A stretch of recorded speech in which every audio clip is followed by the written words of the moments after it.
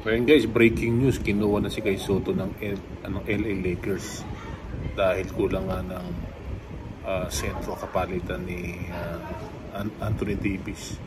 So binigyan siya ng $5 million contract ng LA Lakers. So magandang balita yan sa ating kababayan na si Kai Sotto. Tinatapos na lang ang kontrata sa B-League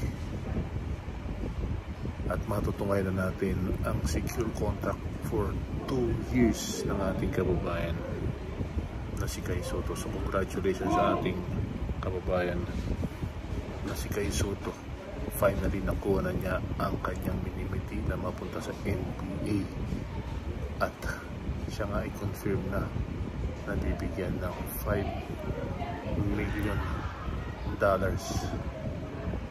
Congratulations sa pangatlong try.